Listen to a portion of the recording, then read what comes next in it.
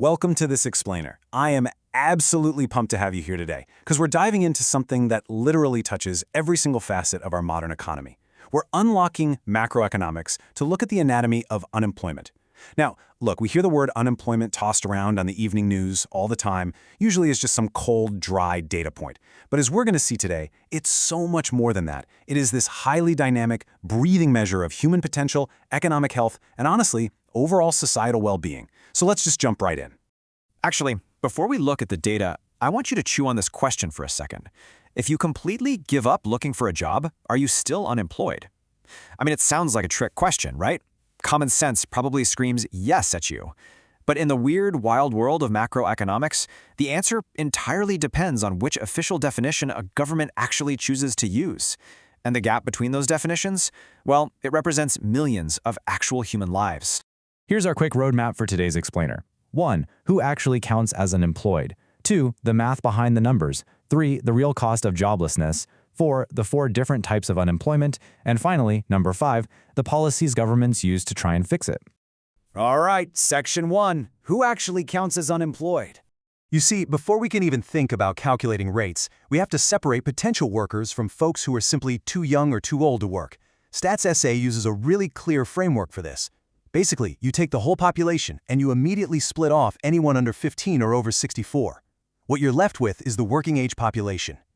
Now, here's where it gets interesting. That group fractures into 2 distinct paths. You've got those who are neither willing nor able to work. We call them the economically inactive. And then you have those who are willing and able. That second group forms our broad labor force. Ultimately, deciding whether or not to include those discouraged work seekers, the people who just gave up, well, that's exactly what separates the broad definition of unemployment from the narrow one. Which brings us right into section 2, the actual mathematics of unemployment. The absolute first thing you need to grasp here is that unemployment is a stock concept. A great way to visualize this is to think of a giant bathtub filled with water. The water level isn't just sitting there static, it's constantly shifting because there are continuous flows pouring in and draining out. On the entry side, the tub is filling up with brand new entrants looking for their first job, people who've resigned, folks who were laid off, or workers who've been permanently retrenched.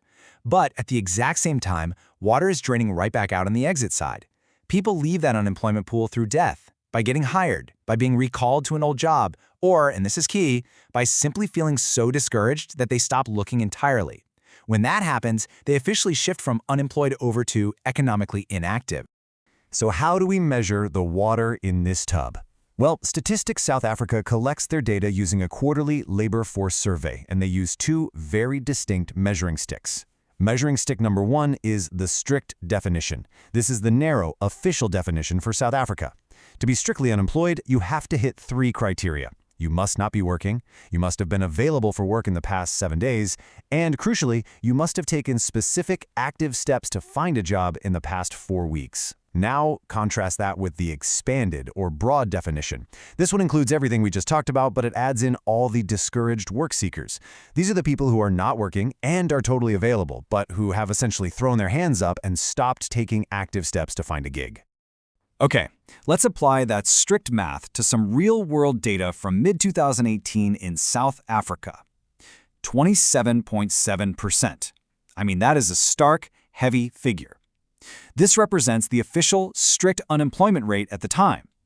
To get this specific number, economists took the 6.2 million active job seekers and divided them by the narrow labor force, which was roughly 22.4 million people.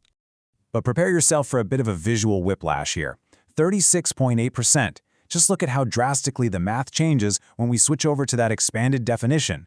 If we take those 3.6 million discarded humans who had completely given up looking and we add them back into both the unemployed bucket and the total labor force bucket, the rate literally skyrockets. It perfectly answers our hook question from earlier.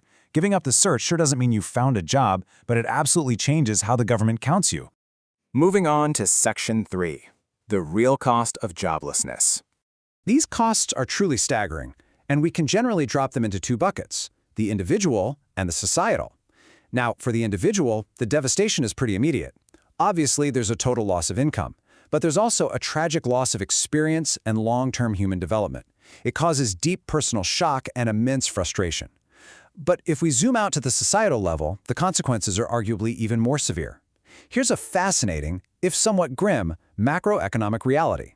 Unlike other factors of production, like, say, factory machinery or cash in the bank, labor cannot be saved up and used later. A day of unutilized human labor is a day wasted forever. And when you have massive pools of wasted time and frustrated citizens, society as a whole pays the price. We see it through increased crime, demonstrations, riots, and the massive financial burden of welfare programs needed to keep folks afloat. Let's look at Section 4, the 4 types of unemployment. Because not all joblessness is created equal. Type number 1 is frictional unemployment.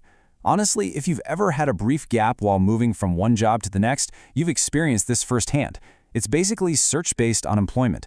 It simply takes time for an applicant to find the right opening, and it takes time for a company to interview them. It's a natural part of the system and is largely temporary. Then we have the second type, seasonal unemployment. This one is tied directly to the calendar. Certain jobs just naturally require workers for only a specific part of the year. Think about agricultural harvesting cycles, or the huge rush of holiday retail workers in December. Type 3 is cyclical unemployment, which economists sometimes call demand-deficient unemployment. This one flows directly from those macro-level economic downturns. When the overall economy goes into a slump or a full-blown recession, aggregate demand just drops. People buy less stuff, so companies produce less stuff, and naturally, they need fewer workers to make that stuff. And finally, we arrive at structural unemployment. Now listen, this is absolutely crucial. This is the most severe, most difficult type to solve. This happens when there is a fundamental, deeply rooted mismatch between the qualifications of the workers and the actual requirements of the available jobs. Or worse, when jobs entirely disappear due to structural shifts in the economy.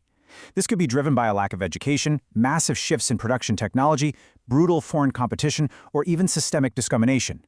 Our sources make it very clear that this structural decline is the absolute worst-case scenario, and it is the primary engine driving South Africa's massive unemployment crisis.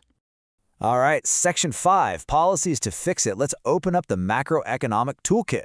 Broadly speaking, economists and policymakers have 2 main sets of levers they can pull: supply side and demand side.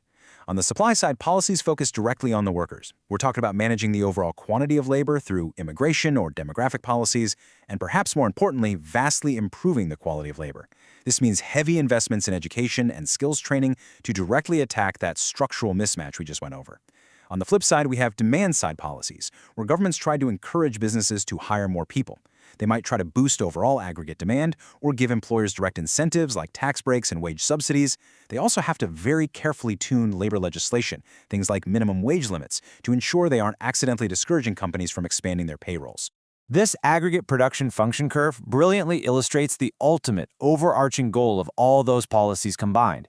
As an economy moves along this curve, increasing its number of employed workers, the nation's real production and overall income naturally rise. The ultimate macroeconomic finish line here is to push the economy all the way to the point marked NF, that's full employment. Hitting that target maximizes real production at YF, it raises the national income, and it finally solves those tragic societal costs of wasted labor we touched on earlier.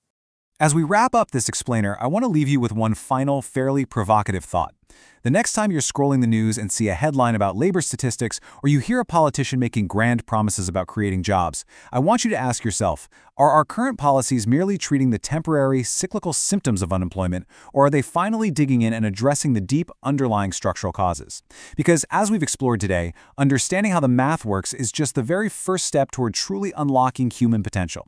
Thank you so much for joining me. Keep questioning the data, and I'll catch you in the next explainer.